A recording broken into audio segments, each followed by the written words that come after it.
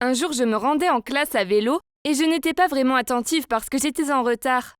J'ai pris mon sac à dos et j'ai envoyé un SMS à mon ami pour lui dire de me couvrir au cas où le professeur demande où j'étais.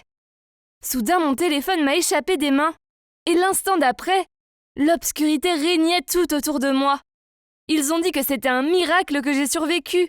Le camion était arrivé à toute allure au coin de la rue et m'a fait tomber de ma bicyclette, m'envoyant voler sur le trottoir. Si je m'étais ouvert la tête, je serais morte. Mais je n'ai pas été si chanceuse non plus. Ma colonne vertébrale était si endommagée que je ne marcherais plus jamais. J'ai essayé d'être reconnaissante d'être simplement en vie, mais être en fauteuil roulant était difficile. Mes membres inférieurs étaient complètement paralysés, alors mes parents ont dû tout faire pour moi. La première fois que ma mère a dû me donner un bain, je suis restée allongée et j'ai pleuré. J'avais 20 ans, et j'étais là, comme un bébé à nouveau. C'était humiliant, et je pouvais voir à quel point cela affectait mes parents. Maman avait quitté son travail pour s'occuper de moi. Mais elle était malheureuse. Un jour, je n'en pouvais plus, et je l'ai suppliée de reprendre son travail et d'engager une aide-soignante professionnelle pour s'occuper de moi. Ils ont mis une annonce en ligne, mais il a fallu quelques jours pour que quelqu'un pose sa candidature. Et la seule personne qui a postulé était un jeune homme appelé Joseph, sans expérience. Ma mère l'a quand même engagé, parce qu'elle disait qu'il semblait très enthousiaste à l'idée de devenir aide-soignant. J'étais tellement en colère. Je ne voulais pas qu'un type étrange m'aide à m'habiller et à aller aux toilettes. Mais ensuite je l'ai vu, et toutes ses pensées ont disparu en un instant. Il était si beau. Je ne pouvais pas le croire. Je pouvais à peine le regarder sans rougir. J'ai tout de suite su que nous nous entendrions bien, et qu'il n'aurait qu'à fermer les yeux chaque fois que j'aurais besoin d'aller aux toilettes. On se débrouillerait. Au début, il était assez timide.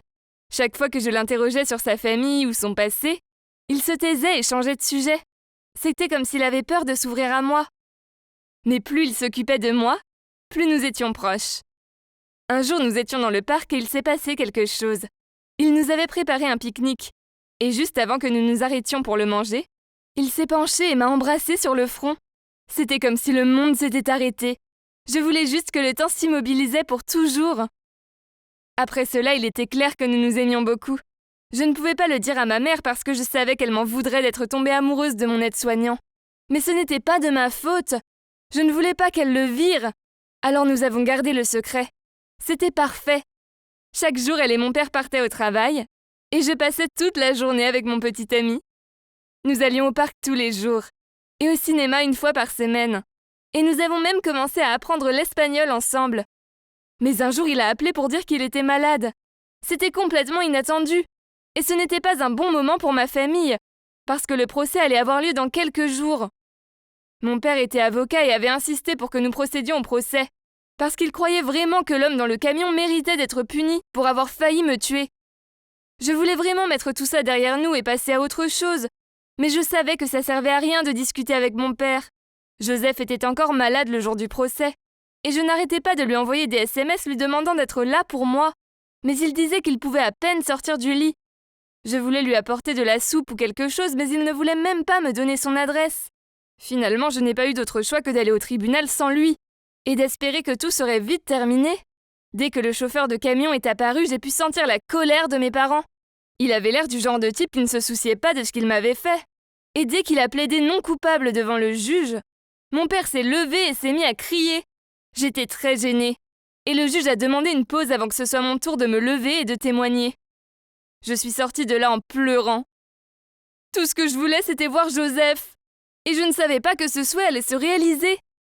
Je suis sortie pour prendre l'air, et je me poussais tellement vite que j'ai failli tomber sur quelqu'un. Quand j'ai levé les yeux, j'ai réalisé que c'était Joseph. J'étais si heureuse de le voir que j'ai presque pleuré. Mais il n'avait pas l'air heureux de me voir. En fait, il devenait rouge vif.